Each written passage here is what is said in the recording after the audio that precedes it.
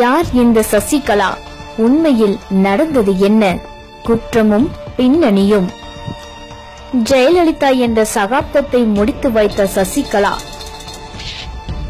நம் வாழ்க்கையில் எத்தனை எதிரி வேண்டுமானாலும் இருக்கலாம், ஆனால் ஒரு துரோகி இருக்கக்கூடாது என்பதற்கு உதாரணம்தான் சசிகலா. யார் இந்த சசிகலா?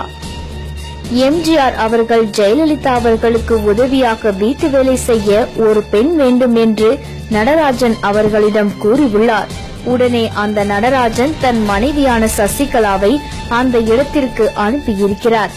அவ்வாறு அனுப்பப்பட்ட சசிகலா ஜெயலலிதா வீட்டில் வேலை செய்து அவரிடம் நெருங்கி பழகி உள்ளார். எம்ஜிஆர் மறைவுக்கு பிறகு ஆட்சி ஜெயலலிதா கைக்கு வர சசியின் ஆட்டம் ஆரம்பமானது. ஜெயலலிதாவின் அண்ணன் மகள் தீபா அவ்வப்போது போயஸ் கார்டனுக்கு வந்து செல்வது இவர்களுக்கு பிடிக்கவில்லை. அந்த பெண் வளர வளர ஜெயலலிதாவின் முகத்தோற்றம் தெரிய ஆரம்பித்தது.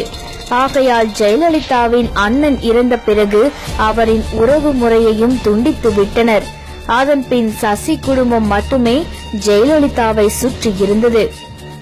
ஜெயலலிதா மீது சொத்து குவிப்பு வழக்கு வர முக்கிய காரணமே சசி குடும்பம்தான். ஆம் மக்களே, சசிகலாவின் சகோதரி வனிதாமணியின் மகனான சுதாகரனை ஜெயலலிதாவின் வளர்ப்பு மகனாக தத்தெடுக்க வைத்து ஒரு பிரம்மாண்டமான திருமணத்தை தமிழகத்தில் செய்தார்களே, அதுதான் ஜெயலலிதாவின் சரிவிற்கு ஆரம்பமாக அமைந்தது. பின்பு இவர்கள் சூழ்ச்சியை புரிந்து கொண்ட ஜெயலலிதா இவர்களை ஒதுங்க ஆரம்பித்தார். இவ்வாறு பலமுறை கார்டனில் இருந்து துரத்தப்பட்ட நபர்தான் சசிகலா. இப்படி ஒவ்வொரு முறையும் சசிகலாவை துரத்தியதற்கான காரணம் துரோகம். கடைசி முறை துரத்தப்பட்ட போதுதான் அதன் காரணம் பரவலாக தமிழக மக்களுக்கு தெரிய துவங்கியது. ஆம், அதுதான் ஸ்லோ பாய்சன்.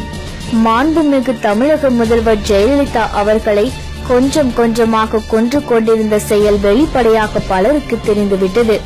கூடுதலாக தனது ஆதரவு எம்எல்ஏவை அவ்வப்போது கூப்பிட்டு முதல்வருக்கு தெரியாமலே பேசியுள்ளனர். இதையெல்லாம் அறிந்த ஜெயலலிதா அவரையும் அவர் குடும்பத்தையும் துரத்தி உள்ளார். இப்படி ஒவ்வொரு முறை துரத்திய பிறகும் அவர் எப்படியாவது மீண்டும் வந்து சேர்ந்து விடுகிறார். இந்த முறை அவர் ஜெயலலிதாவை எதிர்க்கும் அளவிற்கு அவருக்கு துணிச்சல் வந்து விடுகிறது. கடைசியாக போயஸ் கார்டனில் நடந்தது என்ன? அவர் எந்த காரணத்திற்காக மருத்துவமனையில் சேர்க்கப்பட்டார் என்பதில் பல மர்மங்கள் உள்ளது. அப்பல்லோ மருத்துவமனையில் எத்தனையோ தலை சிறந்த மருத்துவர்கள் இருக்கும் போது சசிகலாவின் தம்பி திவாகரனின் மகள் மட்டும் அருகில் இருக்க காரணம் என்ன? இது பல பத்திரிகைகளுக்கு கூட தெரியாத விஷயம். ஒருவேளை ஜெயலலிதா குணமாக்கி செயற்கையான முறையில் இதய அடைப்பு வர வைக்கப்பட்டதா என்ற சந்தேகமும் வருகிறது. அது மட்டுமல்லாமல் இறந்த ஜெயலலிதா உடலில் எம்பாலிங் செய்யப்பட்டுள்ளது. இந்த எம்பார்மிங் என்பது உடலில் உள்ள ரத்தத்தை வெளியில் எடுத்துவிட்டு அதற்கு ஈடான திரவத்தை செலுத்தி அந்த உடலை கெடாமல் பல நாட்கள் வைத்து இருப்பதுதான். இந்த எம்பார்மிங் மூலம் இறந்த உடலை பல நாட்களோ அல்லது மாதங்களோ கெடாமல் வைக்க முடியும். அது எம்பார்மிங் முறையை பொறுத்தது. ஜெயலலிதா இருந்தது இரவு 11:30 என்றால் எப்படி இவ்வளவு விரைவாக எம்பார்மிங் செய்யப்பட்டது? அதற்கான ஆட்கள் எப்படி கிடைத்தார்கள்? பொதுவாக ஒரு பிரபலத்தை வெகு நாட்கள் வைத்து இருக்கதான் இந்த முறை செய்யப்படும். சாதாரண மனிதர்கள் இறந்தவுடன் எம்பார்மிங் செய்யும் அளவிற்கு வசதி கிடையாது. அவர்களும் அத்தனை நாட்கள் உடலை வைத்து இருக்க மாட்டார்கள். இவ்வாறு எம்பார்மிங் செய்த உடலை ஒரே நாளில் ஏன் எடுக்க வேண்டும்? மக்கள் பார்வைக்கு கூடுதலாக சில நாட்கள் வைத்து இருக்கலாமே, ஏன் வைக்கவில்லை? நீங்கள் எம்பார்மிங் செய்யவில்லை என்று மறுத்தால் 75 நாட்கள் மருத்துவமனையில் அனுமதிக்கப்பட்ட நபர் உடல் எப்படி இருக்கும் என்று மக்கள் அனைவருக்கும் தெரியும். இதேபோல் ஜெயலலிதா இறந்த அரை மணி நேரத்திற்குள் ஆளுநரிடம் அடுத்த முதல்வருக்கான பதவியை தேர்ந்தெடுக்க அனைத்து எம்எல்ஏக்களும் தயாராகிவிட்டார்கள். இதுவும் சாத்தியம் இல்லாத ஒன்று. இதில் இருந்து ஒன்று தெளிவாக தெரிகிறது. ஜெயலலிதா இறந்த நேரம் இரவு 11:30 இல்லை. அவர் அதற்கு முன்பே இறந்து விட்டார். அது ஒரு நாட்கள் முன்பா இல்லை சில மாதங்களுக்கு முன்பா என்பதுதான் சந்தேகம். கூடுதலாக உங்கள் விஷயம் அனைத்தும் அறிந்த இரண்டாவது நபர் சோ அவர்கள் மறுநாள் இறந்ததாக செய்தி வருகிறது. சோவும் அதே அப்பல்லோ மருத்துவமனையில் தான் சிகிச்சை பெற்று வந்தார். ஆகையால் இது கொலையாக இருக்குமோ என்ற சந்தேகம் இயல்பாகவே வருகிறது. இப்போது மக்களுக்கு வர இயல்பான சந்தேகம், ஜெயலலிதா எப்போது இறந்தார்?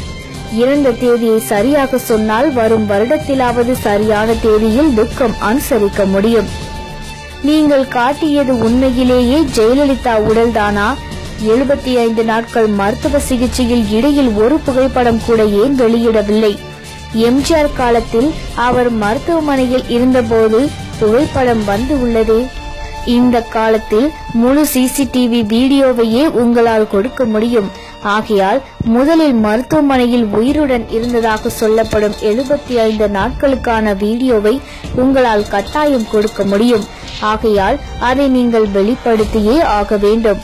இதன் மூலம் நீங்கள் காட்டியது ஜெயலலிதா உடல்தானா என்பதையும் நிரூபிக்க வேண்டும்.